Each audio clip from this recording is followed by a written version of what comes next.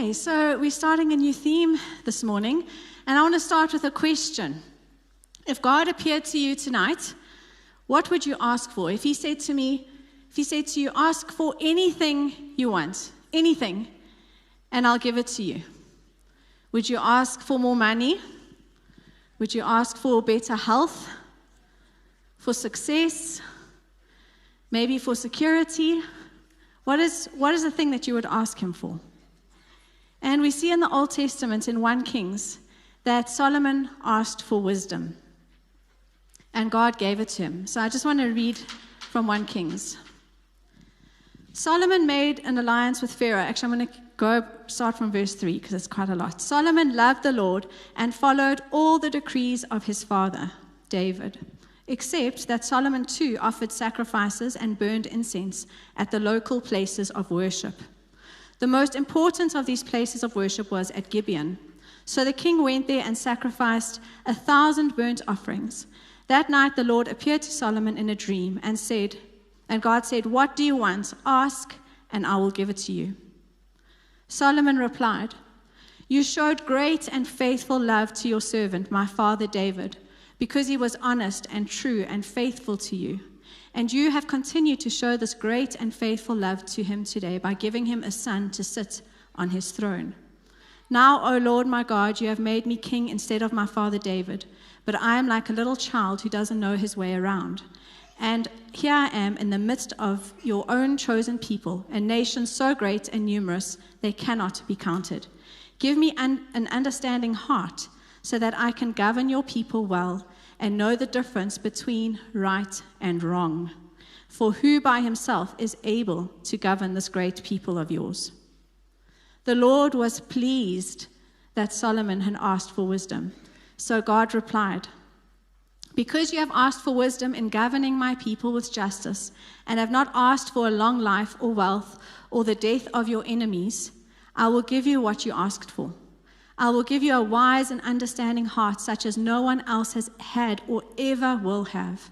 And I will also give you what you did not ask for, riches and fame. No other king in all the world will be compared to you for the rest of your life. And if you follow me and obey my decrees and commandments as your father David did, I will give you a long life." Then Solomon woke up and realized it had been a dream. He returned to Jerusalem and stood before the ark of the Lord's covenant, where he sacrificed burnt offerings and peace offerings. Then he invited all of his officials to a great banquet. Okay, and then straight away in the next chapter, or in the next verses, it has that demonstration of Solomon judging wisely. And I think some of you know this story, but I'm just going to read it for those who don't know it. Sometime later, 2 prostitutes came to the king and had an argument that wanted to be settled. "Please, my lord," one of them began, "the woman and I live in the same house. I gave birth to a baby while she was with me in the house. 3 days later, this woman also had a baby. We were alone. There were only 2 of us in the house. But her baby died during the night when she rolled on it. Then she got up in the night and took my son from beside me while I was asleep. She laid her dead child in my arms and took mine to sleep beside her. And in the morning, when I tried to nurse my son, he was dead. But when I looked more closely in the morning light, I saw it wasn't my son at all." Then the other woman interrupted, "It certainly was your son, and the living child is mine." "No," the first woman said, "the living child is mine, and the dead one is yours." And so they argued back and forth before the king. Then the king said, "Let's get the facts straight. Both of you claim the living child is yours, and each says that the dead one belongs to the other. All right, bring me a sword." So a sword was brought to the king. Then he said, "Cut the living child in 2 and give half to the woman and half to the other." Then the woman, who was the real mother of the living child and who loved him very much, cried out, "Oh, my Lord, give her the child. Please do not kill him." But the other woman said, "All right, he will be neither yours nor mine. Divide him between us." Then the king said, "Do not kill the child, but give him to the woman who wants him to live, for she is his mother."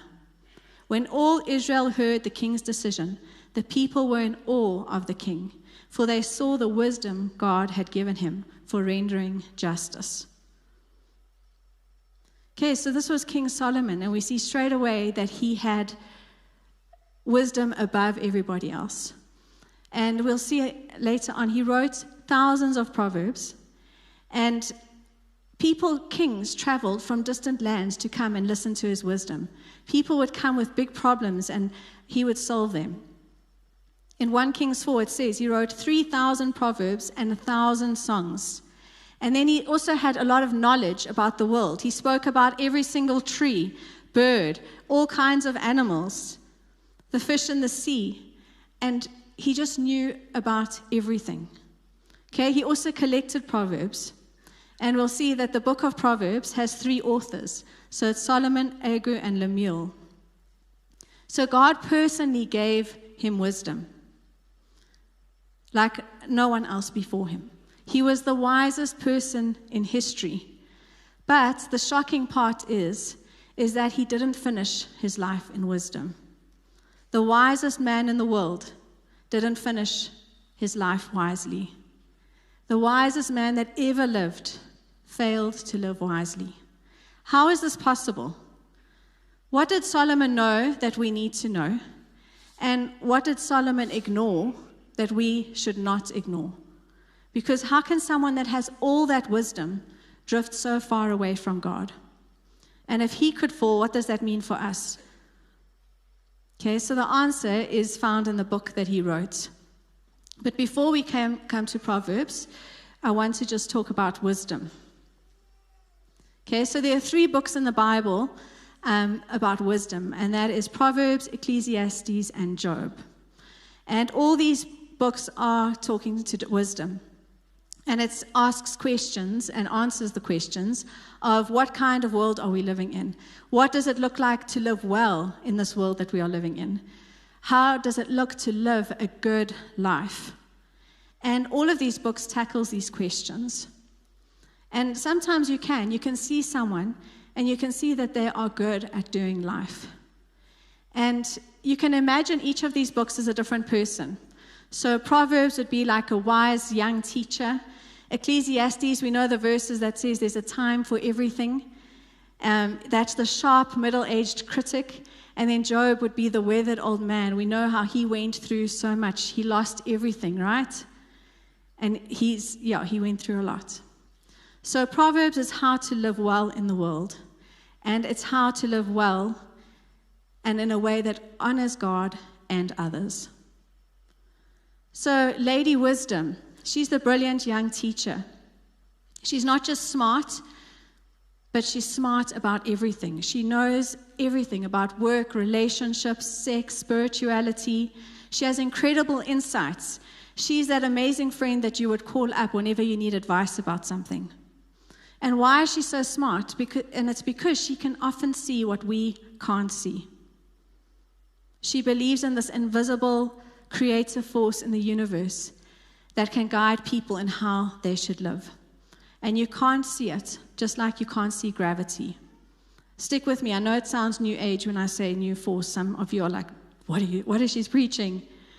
Okay, but in Hebrew, it's called chokmah. Okay, and it's translated into wisdom.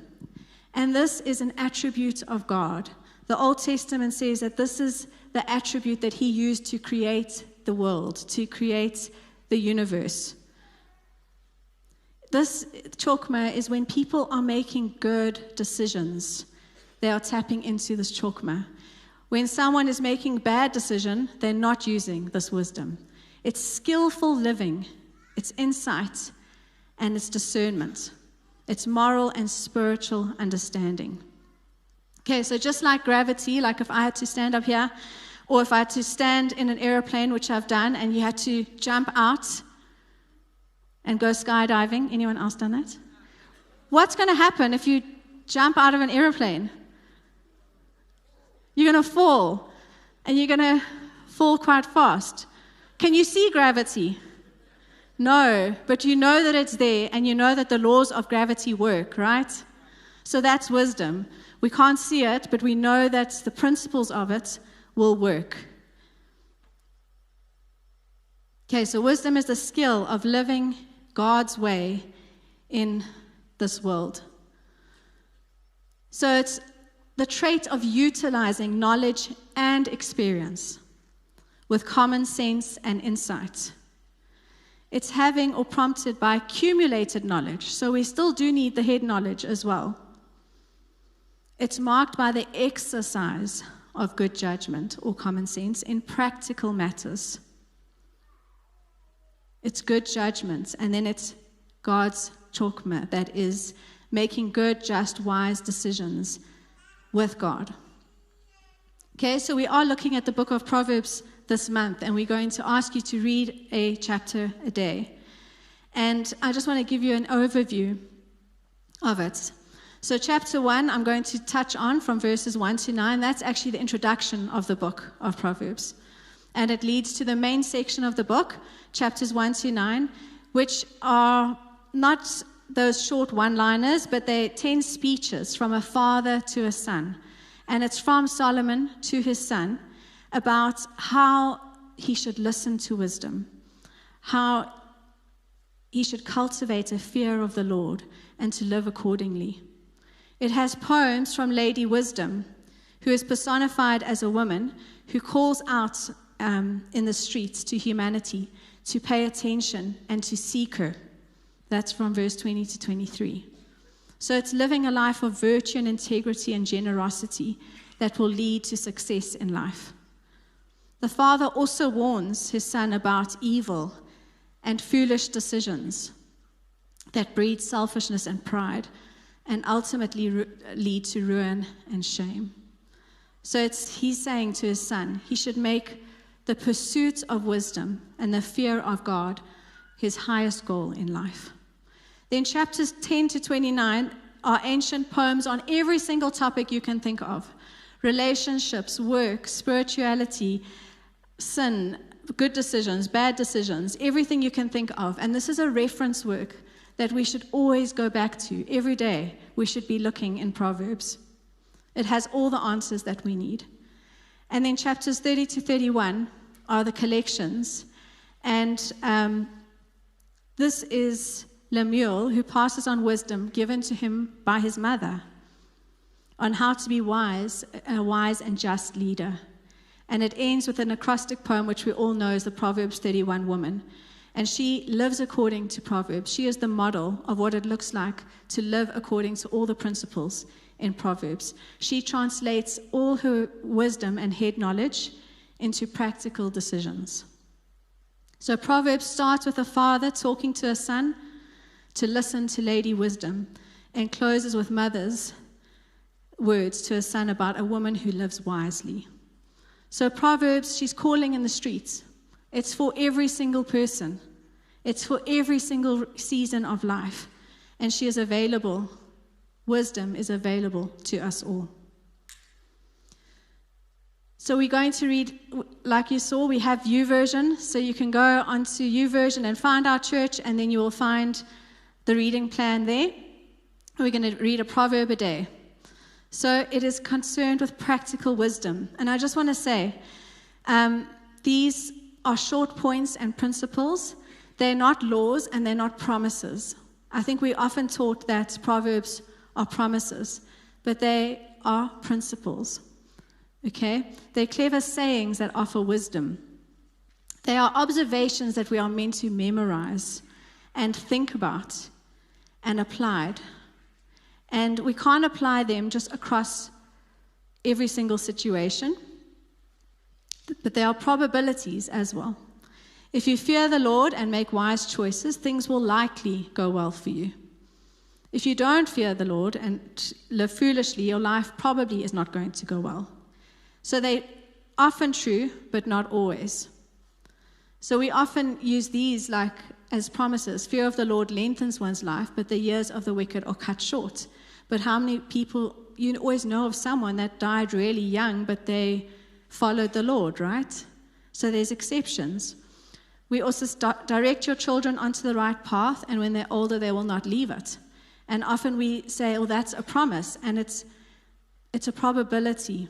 Of course, raising children in a stable and loving environment will set them up well, but it's not always doesn't always guarantee the outcome. So Proverbs focus on the general rule, not the exceptions. And there are many exceptions. We see it all the time. And the wisdom books aren't ignorant to this. And this is why I say we read wisdom with Ecclesiastes and Job, because then we see that those books deal with all the exceptions. So together they acknowledge that life is too complex for just a simple formula, and Proverbs are not formulas.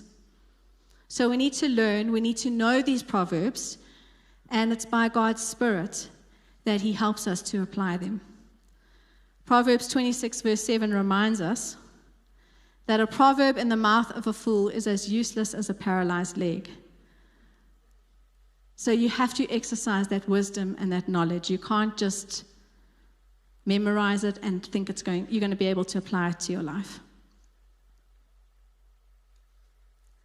Okay, so if I told you in this chest here, in this treasure chest, there was like 10 million rand worth of jewelry, rings, diamonds, gold, silver, how many of you would want that box?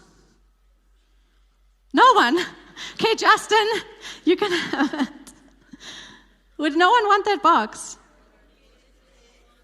Of course you would want it, right? Now, if I hid this box somewhere on this property, how long would you take to try and find it?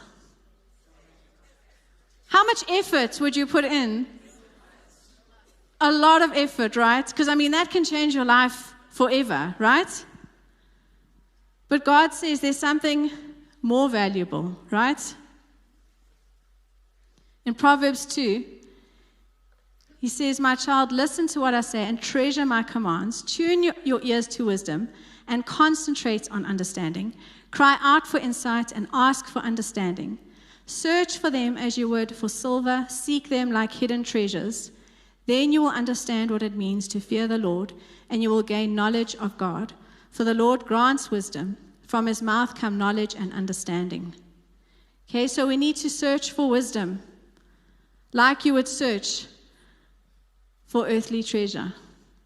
You need to search, you need to treasure it, you need to seek it. It takes effort. You can't just think, it's just going to happen. The way that we search and seek for material wealth and comfort is the same energy we must use to search for wisdom. We need to pursue it. And then we also need to store it up in our hearts, because it's very hard to all of a sudden have wisdom and ask for wisdom when you're in a crisis and in a situation. You have to store it so that when the crisis comes, you know what to do. And sometimes that you can prevent that crisis because you've already been applying these principles to your life. We need to rely on God's wisdom, not on our own wisdom. We can decide in our minds, no, I think this is actually right. This is better than what God says. I'm not really going to listen to what the Bible says in this situation because I know better. That's relying on your own wisdom. We pursue what we find valuable, don't we? So we need to value wisdom. Wisdom is not something you possess once. It's something you pursue every day. So the question is not, will you read Proverbs? The question is, do you believe wisdom is worth searching for? Because if you think it's worth it, then you're going to spend time in the Word. If you believe in the Word, if you believe in His principles, we're going to value them, we're going to treasure them, we're going to learn from them. But we realize that it's possible to know them and not truly live them. Solomon wrote them, and he found it hard to live them out. Okay, so what is the purpose of Proverbs? The purpose is to teach people wisdom and discipline, to help them understand the insights of the wise. Their purpose is to teach people to live disciplined and successful lives, to help them do what is right, just, and fair. These proverbs will give insight to the simple, knowledge and discernment to the young. Let the wise listen. So it's not only for those that don't know, it's also, if you're already living wisely, you can still become more wise. Let those with understanding receive guidance by exploring the meaning in these proverbs and parables, the words of the wise and their riddles. Okay, so it's an active thing. We're not just reading them. We have to take a hold of them. They are here to instruct us, to give us understanding. Okay, we are living in an information age, right? This is like, I love Google and I love ChatGPT. I'm like, whenever I don't know something, I'm always like, okay, let's Google it. And then ChatGPT is even better now because it gives you even more information. Who loves Googling? And when you don't know the answers, right? We know everything. We know how many calories are in our food. We know how much to eat so that we're in a calorie deficit, or how much creatine we should be taking after 40. Collagen, we know all our investment strategies. We know parenting advice. We know a lot of things. We know Bible verses. Yet anxiety is increasing. Depression is increasing. Relationships are breaking. Families are struggling. Why? Because we know all these things, but we know that knowledge doesn't always lead to transformation. We need to be transformed. Knowledge tells you what to do. Wisdom actually does it. We need to be people of wisdom. Instead of being known for being people in an information age, we should be people of living in an age of wisdom. Okay, these first verses, they imply that we should be reading them all the time. And in the ancient world, people actually used to write them out. So maybe that's what we should do. The next step, read them, write them out, memorize them. And then you'll see, as you read Proverbs this month, he keeps talking about the simple. And this is the person that he introduces us to over and over in the book. It's that person that needs instruction. It's the inexperienced. And we need to move away from being simple-minded in the negative sense of the word and become wise. And then for those that are living in God's principles, we know that we're not perfect. We can still, like that verse says, become even more wise. We need to keep learning so that we stay on the path, because we know that it's easy to leave the path. So we're not just collecting facts, because you'll see when you start reading Proverbs, it's like so meaty and juicy. You just want to take it all in. We're not just collecting the facts. We are asking God, how can I use this in the right way in my daily life? We can know how financial systems work. We can see people that have degrees in finance but then can't budget with their own money. That's not wisdom. We need to be able to transfer that into our everyday life. Intelligence knows what God's laws say, but wisdom lives as though God himself is watching, because he is. And the Bible doesn't praise intelligence, it praises wisdom. Okay, so it's not about knowing everything, it's about doing what God says.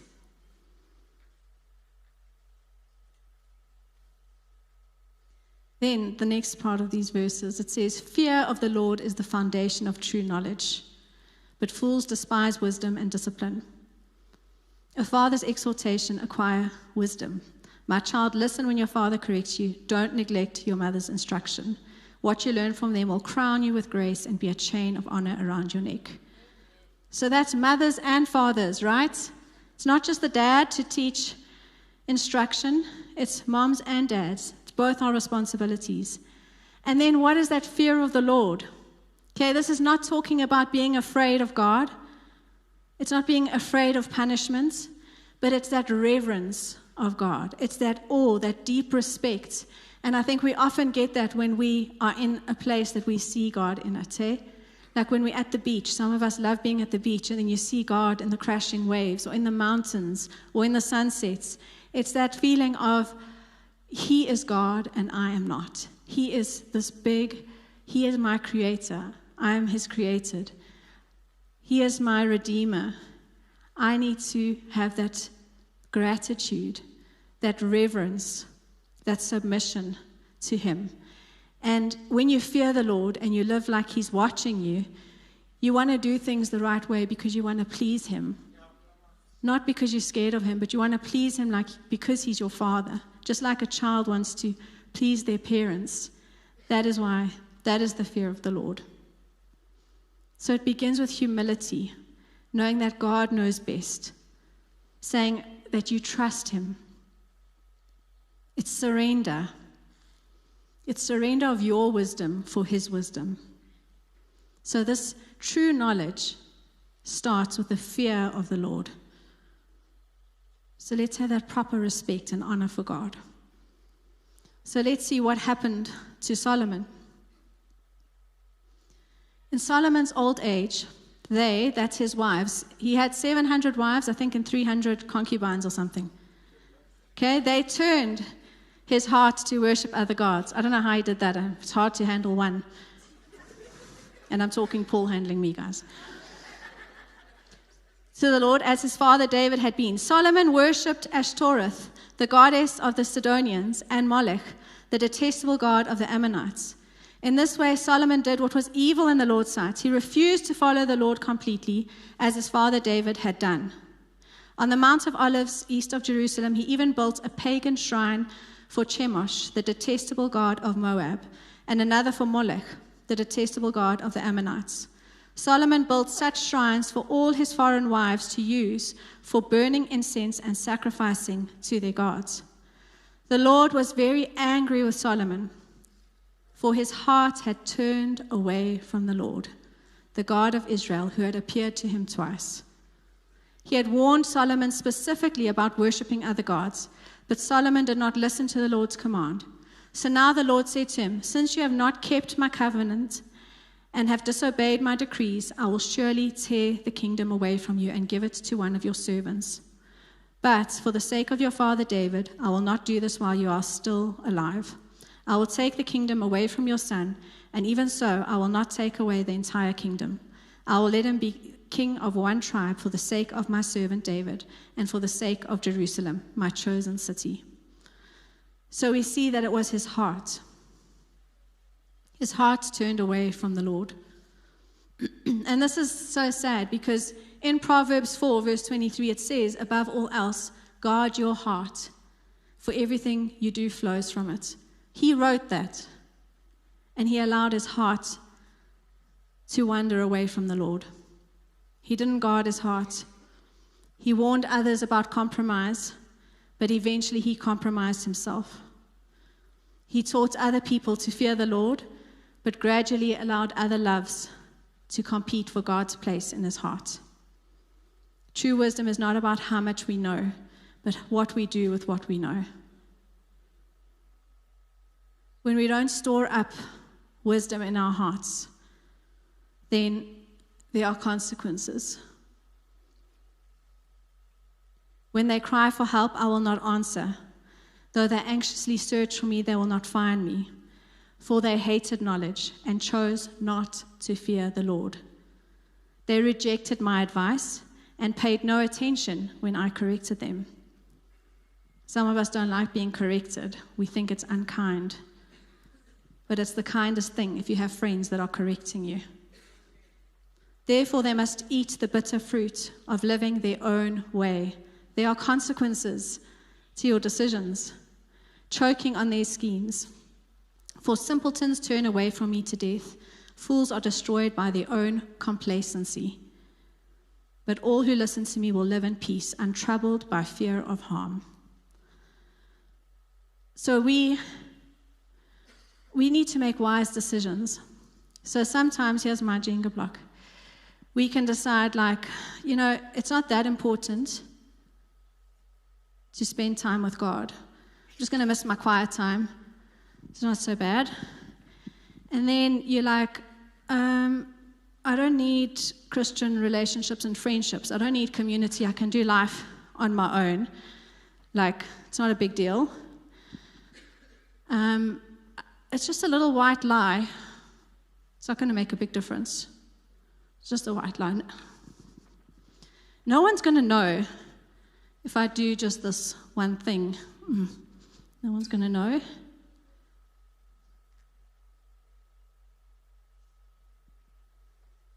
What other compromises do we make?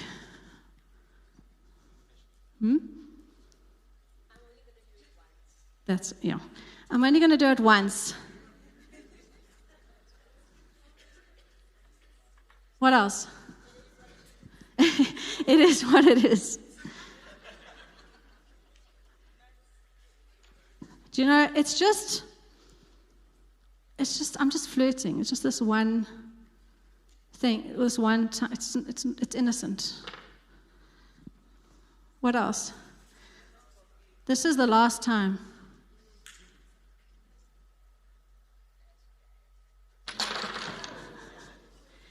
It is the last time. Okay, that's compromise, right? We tell ourselves all sorts of things to justify what we're doing instead of just repenting. And it fell suddenly at the end.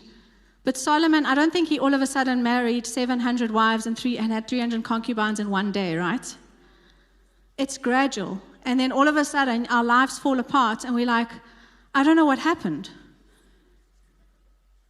But the thing, and like that's the thing, Satan doesn't ask us to abandon God in one day. He asks us to remove one block at a time. We skip one prayer. We tell one lie. We entertain one temptation. We ignore that conviction. Or we think it's just like condemnation. It's not. It's that conviction. And over time, and then all of a sudden, your life falls apart. But it doesn't end there, right? Because we've got Jesus. So then we can start rebuilding, because then we hopefully come to him and we repent, and he forgives us. And then we spend more time in his word. And then we are honest with our Christian friends, and we allow them to keep us accountable. We come back to church, and we spend time worshiping. We serve him. We start loving others. And he builds our life back.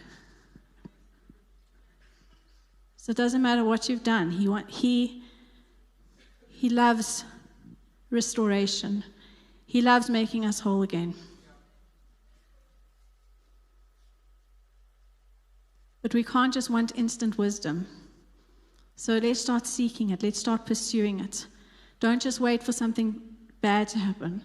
Don't come and then you want to pray for a miracle in your finances, but you haven't been wise with your money for months and months, and now all of a sudden you want. Start putting those principles in place now so that you don't need the miracle. You can live in the principles. So who is our most amazing example of wisdom? It's Jesus. He lived a life of perfect wisdom. Why? Because he was in relationship with Father.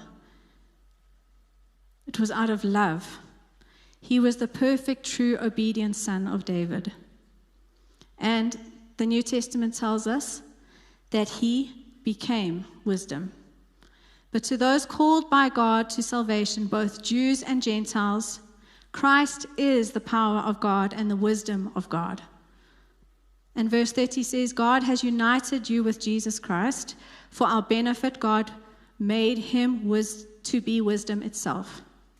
Christ made us right with God. He made us pure and holy, and he freed us from sin. He is wisdom. We need to want to be like him, spend time with him. Look at the New Testament. So we see Solomon asked for wisdom. Jesus is wisdom. Solomon built the temple. Jesus is the temple. And we see that, Solomon's heart wandered away because he didn't keep it aligned to God. And Jesus' heart was perfectly obedient. Solomon failed to finish well, and Jesus finished perfectly. So as we begin our journey through Proverbs, the greatest lesson is not found in what Solomon wrote, but how he finished. Solomon had kings that traveled across the world to hear him. He had wealth beyond imagination. He built the temple. He wrote Proverbs. He found treasure, but somewhere along the way, he stopped valuing that treasure. His heart was not fully devoted to God. The tragedy is he knew wisdom, but he didn't keep walking in it. So wisdom isn't measured by what we know, but by who we become. And we want to become like Jesus. James 1 verse 22 says, "But don't just listen to God's word. You must do what it says, otherwise you are fooling yourself." You can know scripture and you can still drift. You can still compromise. You can start well and not finish well. So don't spend the next month just admiring this treasure.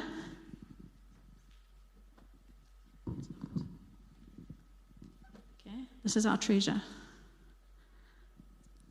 Don't just admire it. Don't just look at it. But get into it. Read it. Write it out. Memorize it. Then when those situations come, you can walk in it.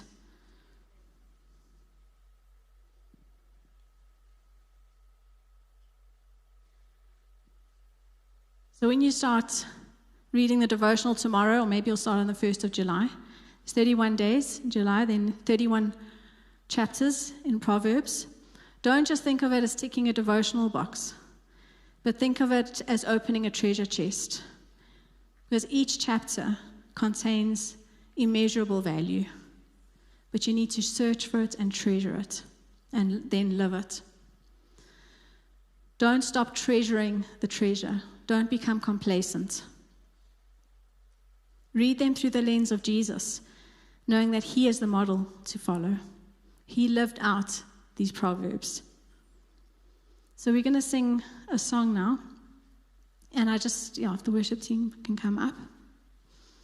And as we sing the song, we're going to sing it as a declaration that you will build your life on Jesus, that you will build your life on his love, and that he's the one that gives us the strength. The Holy Spirit will give us the strength to live a life of wisdom and not in compromise. So, why don't you stand up with us and let's sing the song together.